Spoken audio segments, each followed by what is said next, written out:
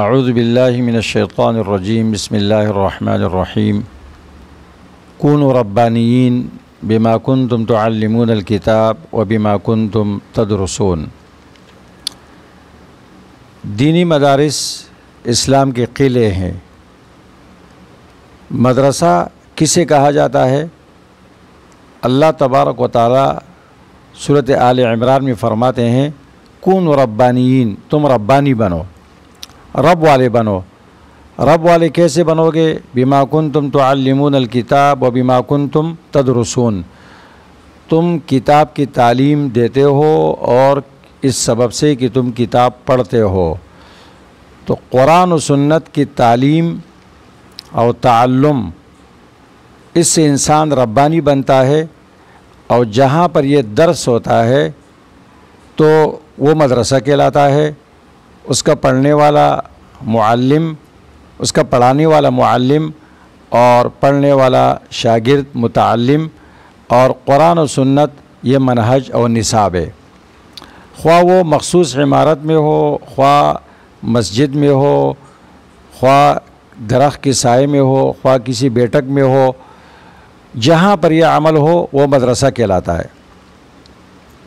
تو مدرسہ ایک وسیع مفہوم رکھتا ہے، کسی در و دیوار کے ساتھ خاص نہیں ہے۔ لیکن ہندوستان، پاکستان، بنگلہ دیش جو متحدہ ہندوستان تھا، اس میں مدارس کی جو ترتیب ہے، اس میں کوئی شک نہیں ہے کہ یہ مدارس اسلام کے قلعے ہیں۔ اب کوئی سوال کرے گا یا کسی کے ذہن میں سوال پیدا ہوگا کہ دینی مدارس ہی کیوں اسلام کے قلعے ہیں؟ اس کا جواب نمبر ایک یہ ہے کہ یہاں جتنے بھی مسلمان بستے ہیں، ہندوستان کے ہو، پاکستان کے ہو، بنگلہ دیش کے ہو،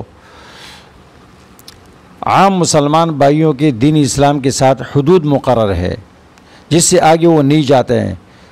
بعض مسلمان بھائی کلمے تک محدود ہے، بعض نماز روزہ بھی ادا کر لیتے ہیں، بعض حج اور زکوٰۃ بھی ادا کرتے ہیں، اور کچھ مسلمان اور دینی رفاہی کاموں میں حصہ لیتے ہیں اور مالی تعاون کرتے ہیں۔ یہ سب قابل قدر کام ہے، لیکن اس سے آگے وہ نہیں جاتے ہیں۔ دین اسلام پر جب بھی سخت وقت آیا ہے، تاریخ گواہ ہے کہ اس کے لیے علماء اور طلباء نے، مدارس کے لوگوں نے قربانی دی ہے۔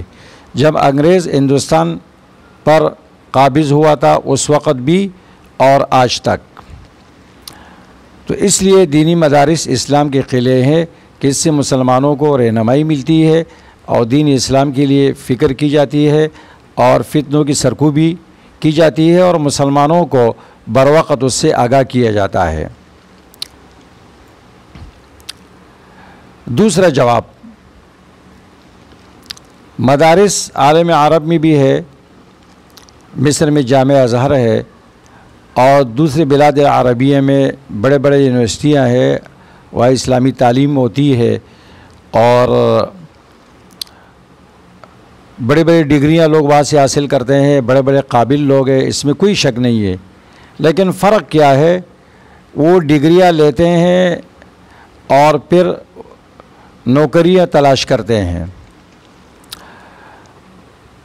گویا اس کا مقصد حصولی دنیا ہے، اور اس سے آگے وہ نہیں بڑھتے ہیں۔ ڈگری اور پھر اس سے نوکری اور اس سے پیسے کا حصول۔ ضرور کسی جامعے میں، کسی بڑے یونیورسٹی میں وہ پڑھاتے ہیں، اس کو سب کچھ سمجھتے ہیں۔ یہاں ہمارے ہندوستان، پاکستان، بنگلہ دیش میں جو اہل علم ہے، وہ انتہائی کم معمولی تنخواہ پر، یعنی وہ تنخواہ کہنا اس کو ایک تعبیر ہے کہ جسم جتنا چاہتا ہے، جس کے ایک انسان کو ضرورت ہوتی ہے، اتنی نہیں ہوتی، صرف پابند کرنے کا ایک ذریعہ ہوتا ہے۔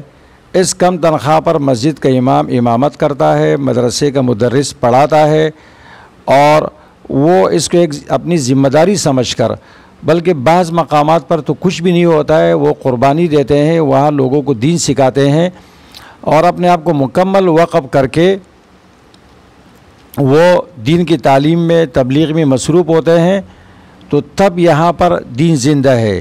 یہ نہیں ہے کہ ان کو کچھ ملے تو وہ دین کا کام کرتے ہیں اور کچھ نہ ملے تو نہیں کرتے ہیں، وہ پڑھاتے بھی ہیں، امامت بھی کرتے ہیں اور اپنے معاشرے کے مسلمانوں سے طعنی بھی سنتے ہیں اور ان کو ایک توہین آمیز رویے کا سامنا ہوتا ہے اور وہ گویا بیچارے ایک اپنے دفاع کی جنگ لڑ رہے ہیں، اور پھر بھی وہ مسلمانوں کے ایمان کو سنبھالتے ہیں، اس کے لیے فکر کرتے ہیں اور نہ جائیدادیں بناتے ہیں، وہ بھی کمپنیاں کھول سکتے ہیں، وہ بھی کاروبار کر سکتے ہیں اور بلکہ دوسرے لوگوں سے اچھا کر سکتے ہیں، لیکن وہ انتہائی تنگ دستی میں زندگی گزار کر دین کا کام کرتے ہیں۔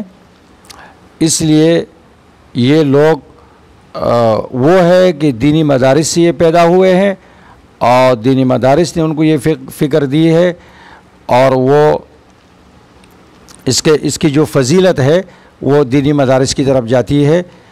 تو آج دین کی جو شکلیں نظر آ رہی ہے یہ اسی لیے ٹھیک ہے مدارس میں کوتاہیاں ہو سکتی ہے، علماء میں کچھ علمی یا اخلاقی کمزوریاں ہو سکتی ہے، اس کا انکار نہیں ہے، لیکن پھر بھی جو دین کی شکل نظر آ رہی ہے یہ مدارس کی مرہون منت ہے۔ اس لیے یہ مدارس دین اسلام کے قلعے ہیں اور ان یونیورسٹیوں سے بدرجہ بہتر ہے کہ جہاں نہ پڑھانے والے کی داڑھی ہوتی ہے، نہ پڑھنے والے کی ہوتی ہے اور نہ تدین اور دینداری ان کا مقصد ہوتا ہے، بلکہ وہ صرف ایک ڈگری کا حصول ہوتا ہے اور اس سے ایک نوکری کا حصول ہوتا ہے۔